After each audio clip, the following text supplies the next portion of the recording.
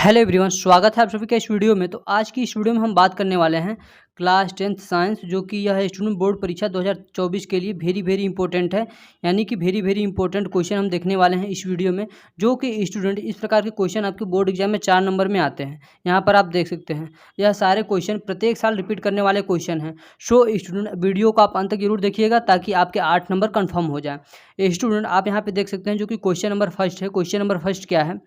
प्रतिरोध के श्रेणी क्रम संयोजन के सूत्र का निगमन कीजिए। यानी कि हमें क्या करना है, प्रतिरोधों को श्रेणी क्रम में जोड़ करके उसका डेरिवेशन करना है, फार्मूले का डेरिवेशन करना है। और दूसरा क्वेश्चन यहाँ पे आप देख सकते हैं क्या है, प्रतिरोध के समांतर क्रम संयोजन के सूत्र का निगमन कीजिए। यानी हमें क्या करना है, प्रतिरोधों को समांतर क्रम में जोड़ना है, उसके बाद उसके सूत्र का डेरिवेशन करना है।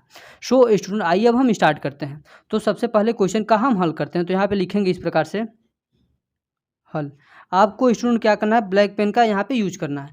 तो इस प्रकार से हल लिखते हैं। तो हमें क्या करना है स्टूडेंट, सबसे पहले हमें इसमें क्या करना है, इसमें हमें मान लेना है कि माना 3 प्रतिरोध, 3 या 4 प्रतिरोध आप मान सकते हैं। तो यहाँ पे हम मानेंगे, माना 3 प्रतिरोध क्रमशः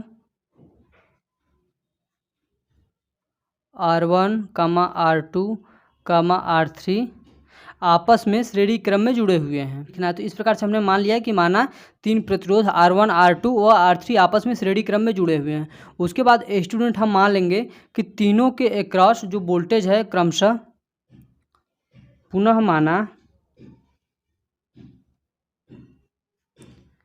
तीनों प्रतिरोधों के अक्रॉस, तीनों प्रतिरोधों के अक्रॉस जो वोल्टेज है यानी कि विभवांतर है क्रमशः V1, V2, V3 है। तो आपको क्या करना है स्टूडेंट, इस प्रकार से सबसे पहले मान लेना है। बोर्ड एग्जाम में यदि आपका क्वेश्चन आता है तो तीनों प्रतिरोध R1, R2, R3 हैं और तीनों प्रतिरोधों के अक्रॉस जो वोल्टेज है V1, V2, V3 इस प्रकार से है। तो उसके बाद स्टूडेंट हम क्या करते हैं, तीनों प्रतिरोधों को श्रेणी क्रम में जोड़ते हैं सबसे पहले।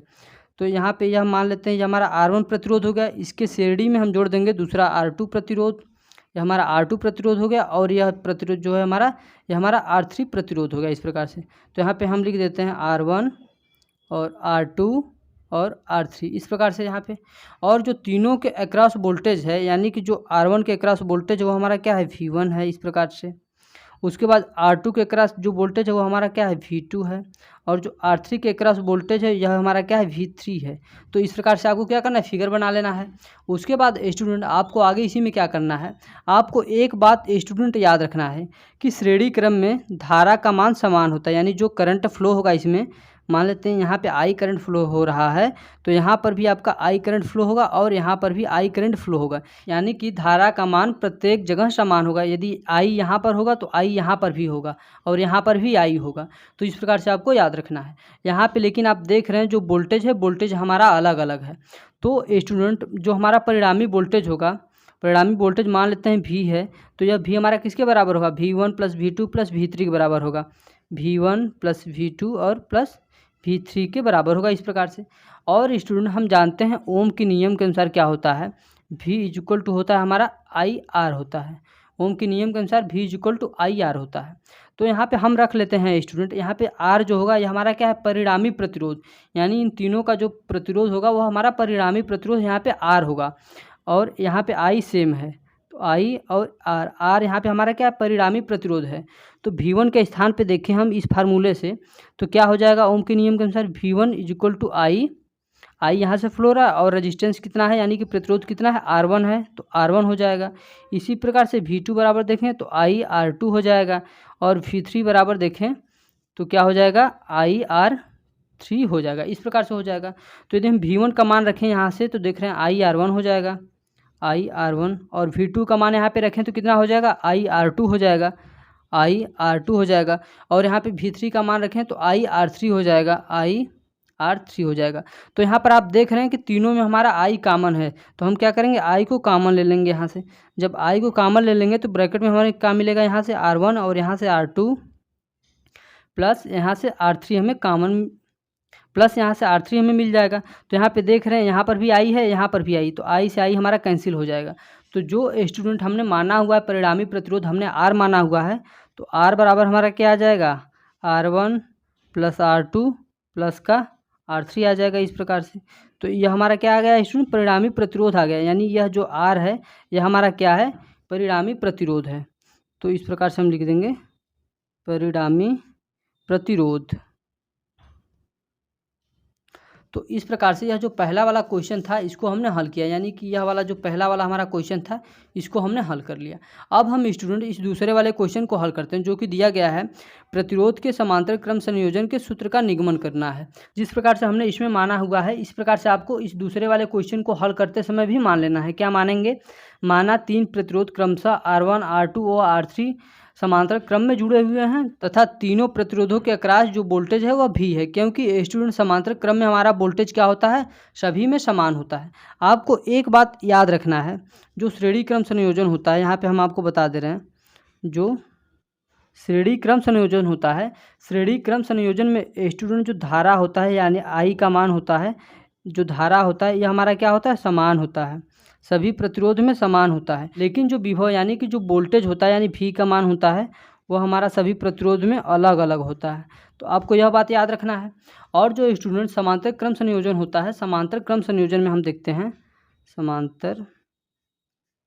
समांतर क्रम संयोजन जो होता है स्टूडेंट, समांतर क्रम संयोजन में जो हमारा विभव का मान होता है यानी वोल्टेज का मान होता है वह सभी प्रतिरोधों में समान होता है, लेकिन इसमें I यानी कि जो धारा का मान होता है वो हमारा क्या होता है, अलग अलग होता है। तो इस प्रकार से आपको मान लेना है। तो आइए स्टूडेंट इस दूसरे वाले क्वेश्चन को हम हल करते हैं, जो कि यह दूसरा वाला क्वेश्चन है। तो दूसरे वाले क्वेश्चन को हम हल करते हैं, तो यहाँ पे लिखेंगे हल नंबर दूसरा, इस प्रकार से हम लिखेंगे। तो स्टूडेंट यहाँ पे हमें दिया गया है प्रतिरोध के समांतर क्रम संयोजन के सूत्र का निगमन करना है। तो हम यहाँ से मान लेंगे, माना 3 प्रतिरोध R1 R2 तथा R3 हैं, उसके बाद जो तीनों प्रतिरोधों के अक्रॉस वोल्टेज है V है, आपको इस प्रकार से लिख देना है। उसके बाद स्टूडेंट आइए अब हम सर्किट डायग्राम बनाते हैं।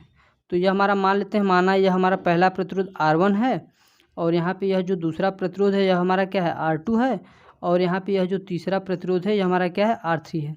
तो इस प्रकार से मान लेना है। इस तीनों प्रतिरोधों का सिरा एक जगह आपको इस प्रकार से जोड़ देना है, इस प्रकार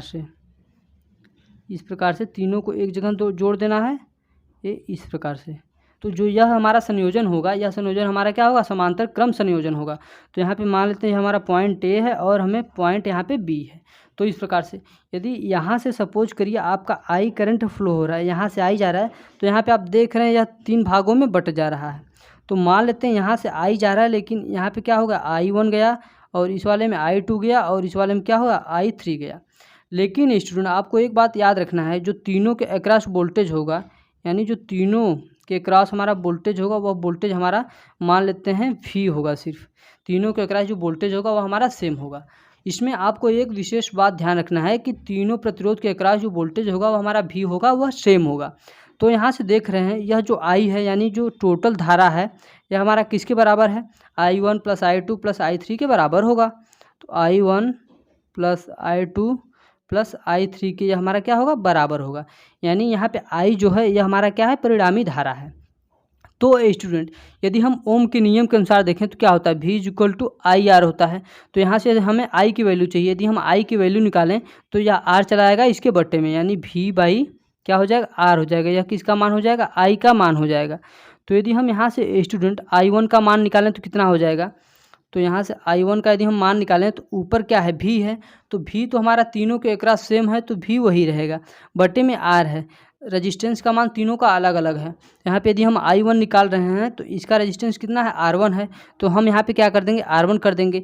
इसी प्रकार से यदि हम I2 बराबर निकालें तो ऊपर भी हमारा सेम है, नीचे I2 वाला में प्रतिरोध कितना है, R2 है, तो R2 हो जाएगा। इसी प्रकार से यदि हम यहाँ से I3 का मान निकालें तो V बटे R3 इस प्रकार से हो जाएगा। तो हम क्या करेंगे, I1 I2 I3 का मान इसमें पुट करेंगे, लेकिन यहाँ पे जो I है यह हमारा क्या है, परिणामी है। तो I के स्थान पे क्या करेंगे, हम V बाई R करेंगे। R जो है यहाँ पे परिणामी प्रतिरोध है, तो हम इस I के स्थान पे यह वाली वैल्यू पुट करेंगे, यानी कि V बाई R। और R यहाँ पे जो है यह हमारा परिणामी प्रतिरोध है। I1 का मान कितना है, V बाई R1, तो V बाई R1। I2 का मान कितना है, V by R2, V by R2।